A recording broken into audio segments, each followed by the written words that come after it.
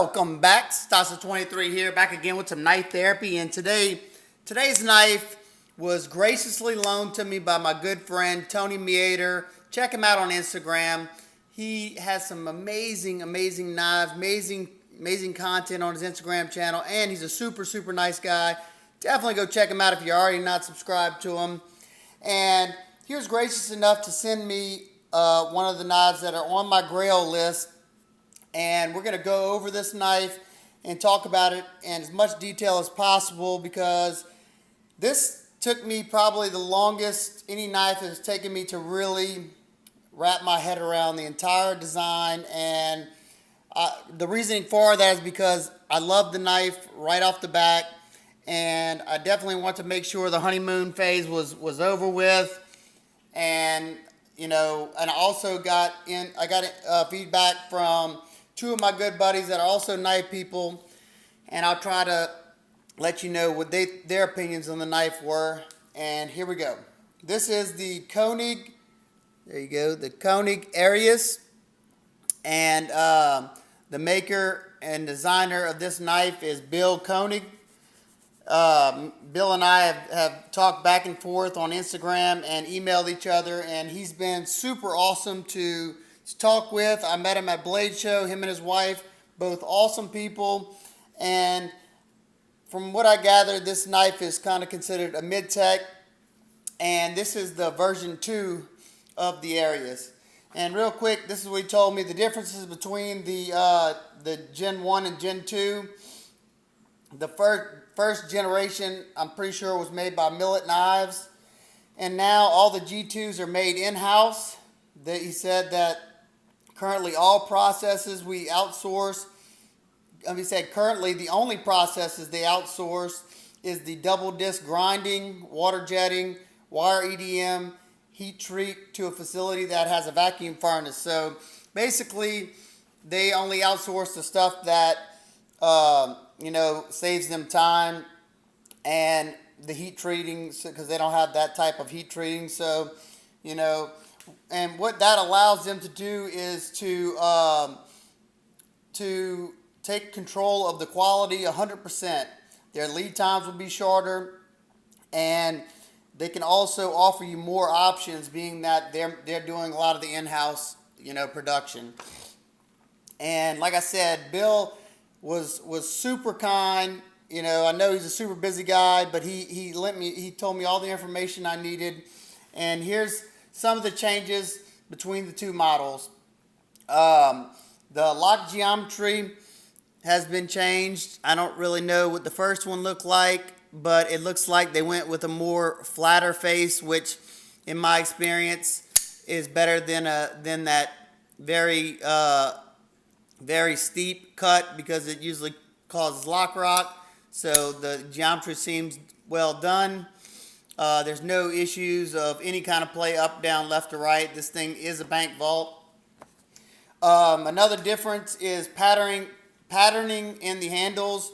If you've noticed, if you've seen them on Blade HQ, this one doesn't have it, but some of the version 2s or Gen 2s have milled lines and stuff, and that's something that was offered in the Generation 2 Arius, not in the first one. Also, different grind shapes. They also went with a single screw for the lock bar insert, which I think that's much better than having two big old screws right there. And it's blended in pretty nice with the contrast of the bronze handles, and matching the coating on the blade. Also, the detent is pressed into the titanium instead of an insert. So I don't know if I'll be able to show you this. Probably not. Oh, there you go. I don't know if you can see that, but the detent ball is pressed into the titanium, and it's not just on the insert. All the handle parts at double disc ground are double disc ground to ensure tighter, better tolerances. So it's awesome to see that he cares about quality improvement. There's so many makers that are just fine with, okay, it's selling, so let's just keep it the way it is, instead of constantly trying to improve their product before you just start banging out other models and that can really be just a mess, because you'll have a ton of models, and some of them might be really cool looking, but they didn't take the time to get it right, and it ends up being a junk knife. I won't name any names or any certain names, but I've seen that far too many times. All right, now let's go over the knife as I've seen it since I've been carrying it for, I don't know, over a month now. Yeah, Tony's definitely been super nice, because this is this model right here on their website goes for $535, and you can get it with a CF on the show side for, I think, $520, and that some of these are in stock on their site as we speak. And I think on Blade HQ, something like the base model runs in the range of like $500 to $510. They have a lifetime warranty on their product, which is awesome. We've got a very beautiful drop point blade. I love the way this knife looks when it's just sitting there. It looks like a stealth fighter jet, or I don't know, just looks beautiful to me. Got that nice drop point. You got Carpenter CTS 204P, which is an awesome steel. It's very comparable in makeup and composition to Bowler M390 and 20CV. So it has awesome edge holding and good enough toughness. As you can see, I don't know if I can show you this, but you can kind of see there's a line in the grind right there for like a reinforced tip. So you definitely have a stout tip there. I like how they did the deep hollow grind into the top swedge that goes pretty much the entire from here all the way down, and it's very deep, and they didn't go all the way to the top, leaving you a sharp spot up here. They thought it out, and you have a flat portion here. So if you're doing draw cuts like this, you're not sitting on a hard angle right there. So it's either that or crowning the spine. Very nice job on that. The two-tone blade to me looks nice. I'm not a huge fan of coated blades, but with the dark bronze anodizing right there, I think it looks pretty nice. They have satin flats to set it off there. You got this semi, I guess it would have been a blood groove if you didn't have the opening hole right here. You have an perfectly executed sharpening choil. I love to see that. Absolutely outstanding. The billboarding is very, very minimal. All you have is the name of the designer, Koenig. That's his last name.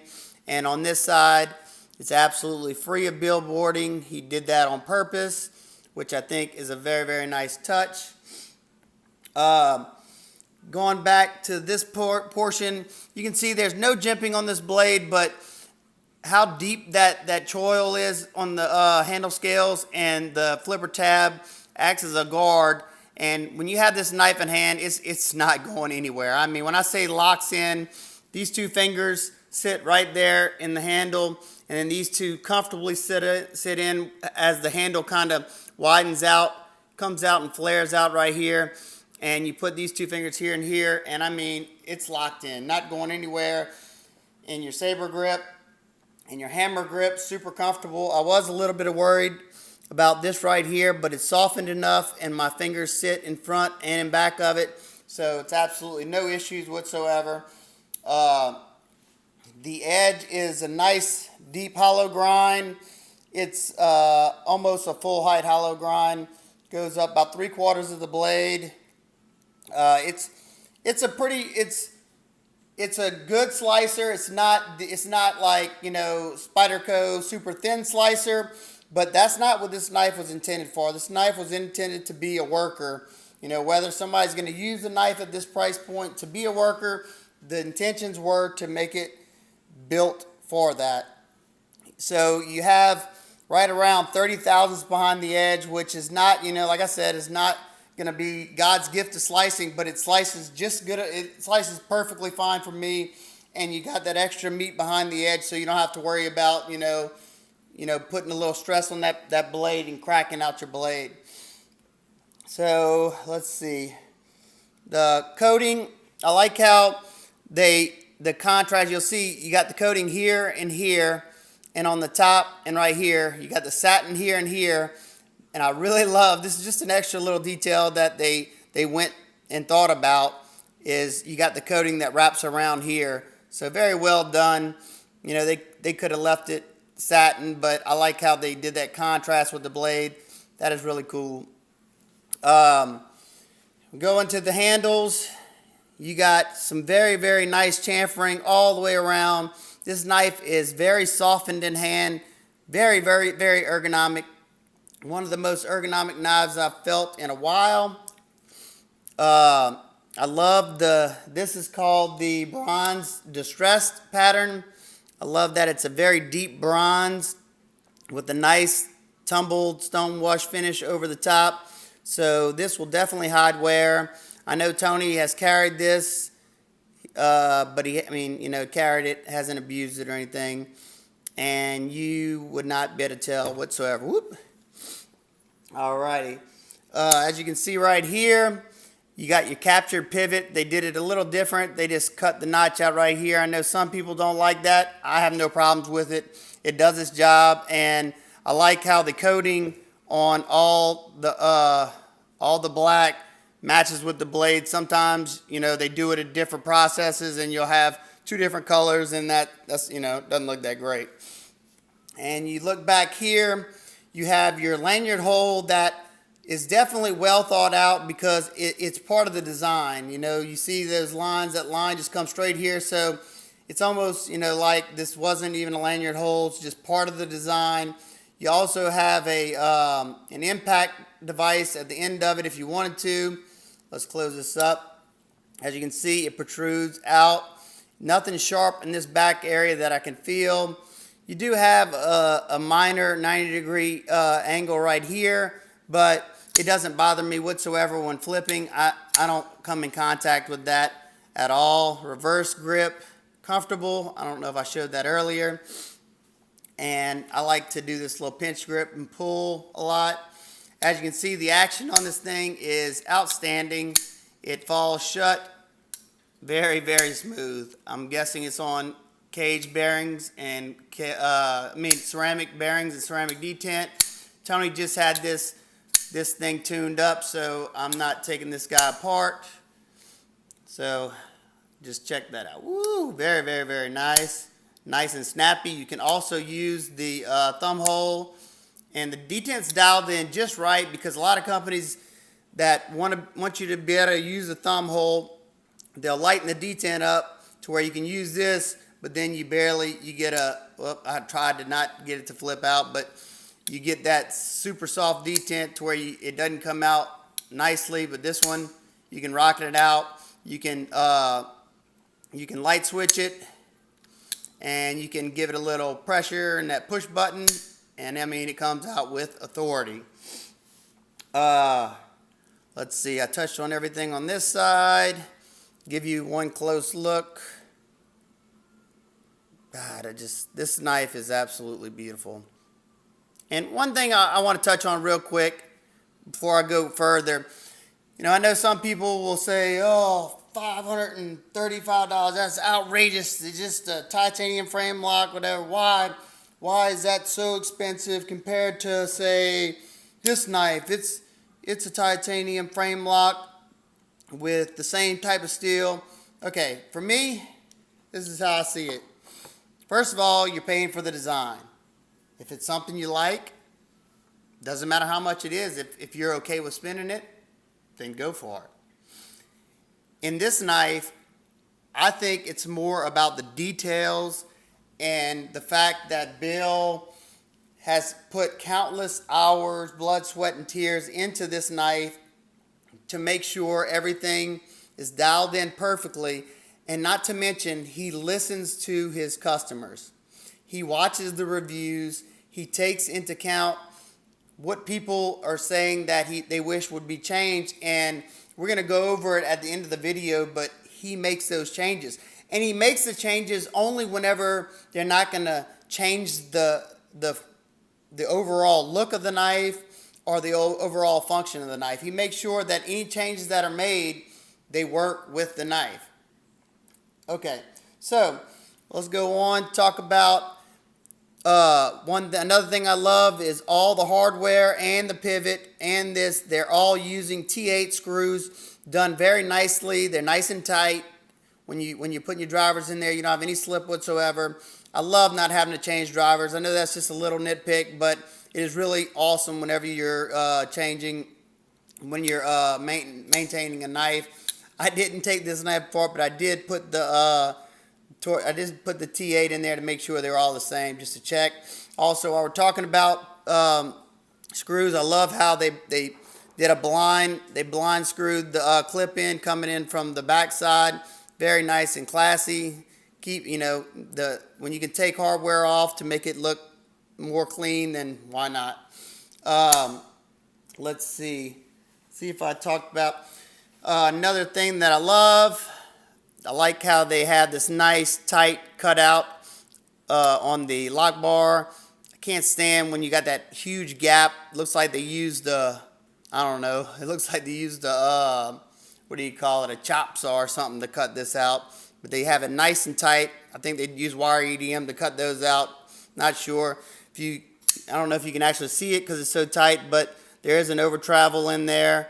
It's hard to see. I think it's part of the lock bar insert that you cannot even tell it's there. If you look like this, which is another awesome thing, usually you can see a huge piece of metal coming up right here, but that insert, you can see it right there, is buried into the frame lock, and it is only noticeable in certain lights. That is awesome. Those little details are what you're paying for. Blade to handle ratio is just fine on this knife. The backspacer comes up right there, so you don't have any chance of coming in contact with that blade. The blade sits way far enough down into the handle to where you're not going to come in contact with that blade whatsoever that way either. The pocket clip has good spring to it. It goes in and out of, I can only wear gym shorts at the moment or lightweight shorts. It goes in and out of those. Very, very nice. I'll show that in just a second.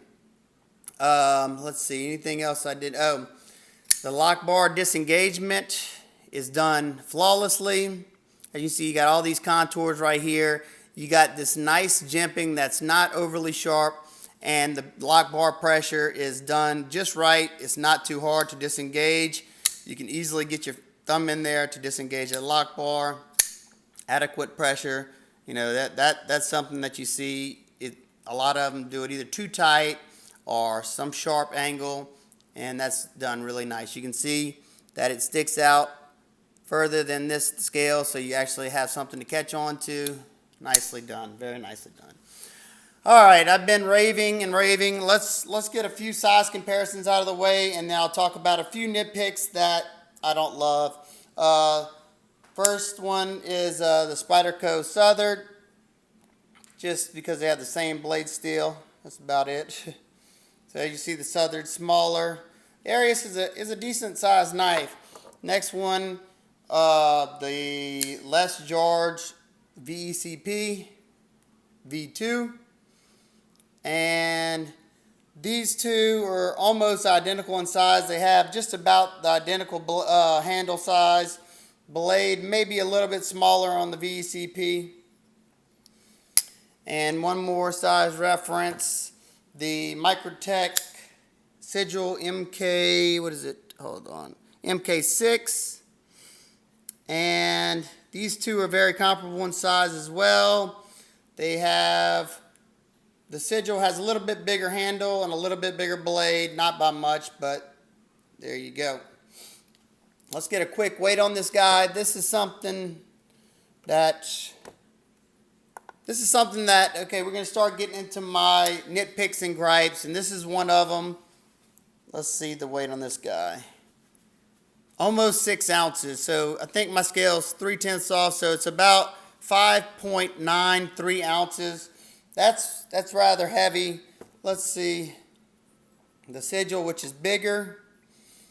This is a bigger knife, and it's coming in at 5.2, about 5.19. I mean, this one is a wider knife, no doubt, but this is a little bit bigger knife. So that's one of my nitpicks, is the weight.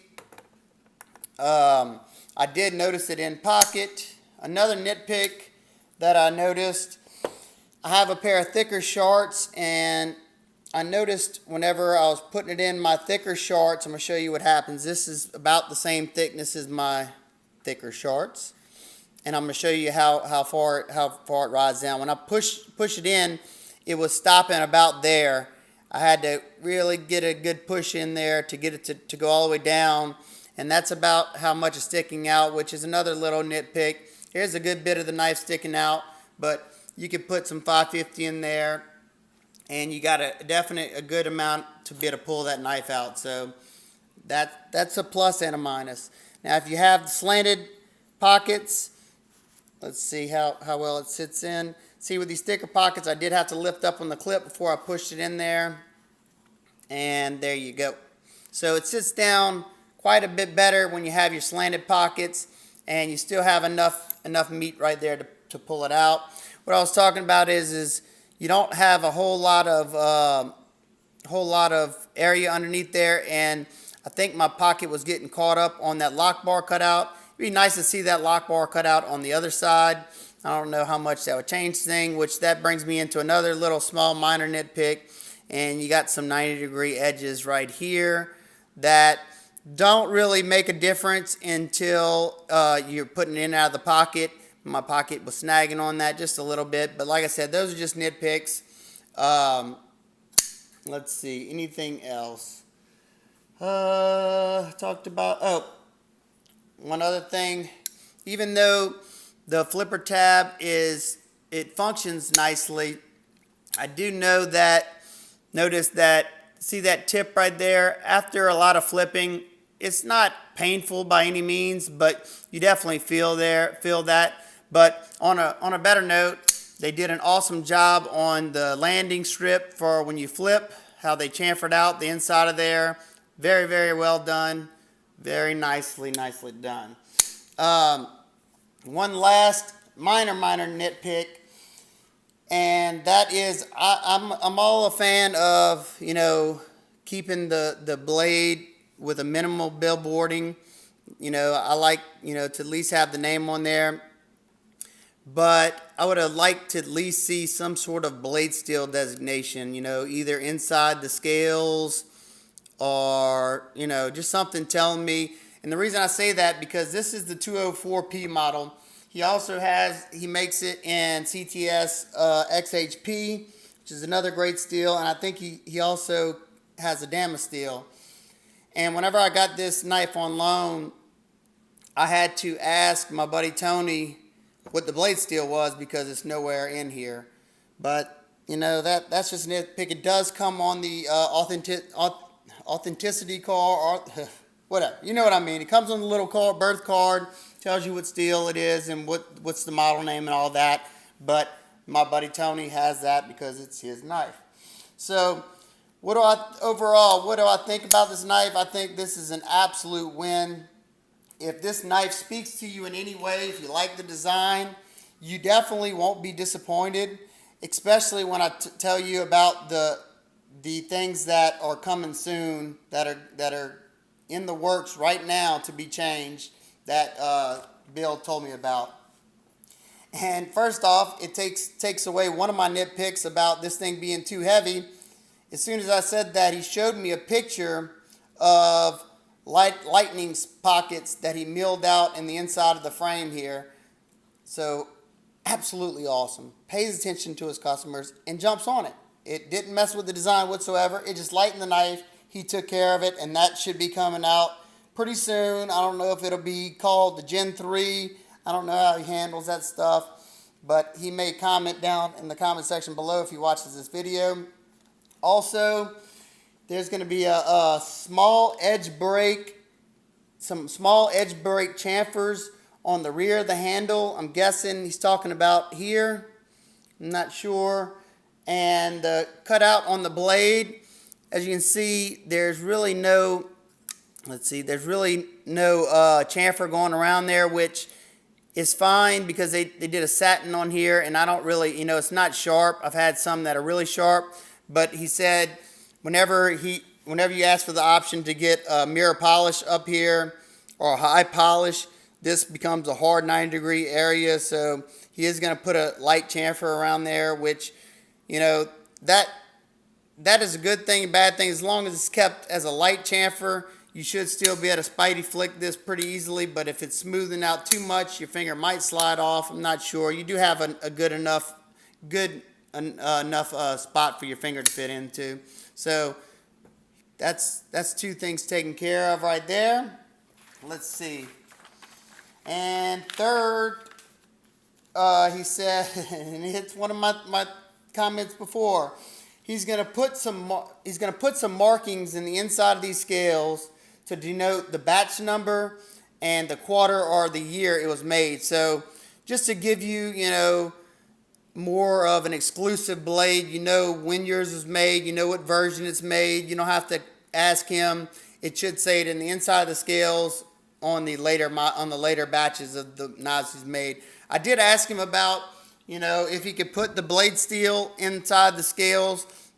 He said it's a thought, but the only problem with that is, he said, is that he does make some damascene steel blades, and he can't do the milling after the 3D contouring's done. So, like I said, it's just a nitpick. It does come in your little certificate of let's just not say that word today for me.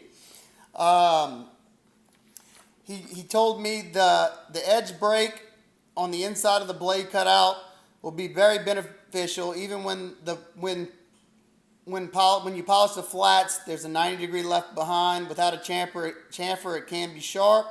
He said that this is something I really appreciate. He said that we're very careful in making the changes as to not affect the lines from the rear groove flowing into the cutout, and to make sure I did not affect the middle finger or thumb flicking. I didn't even read that little last sentence. So he takes into account any changes he makes. He wants to make sure that any of the tweaks do not change anything about the lines, the flow, the design, the appearance, and that is awesome.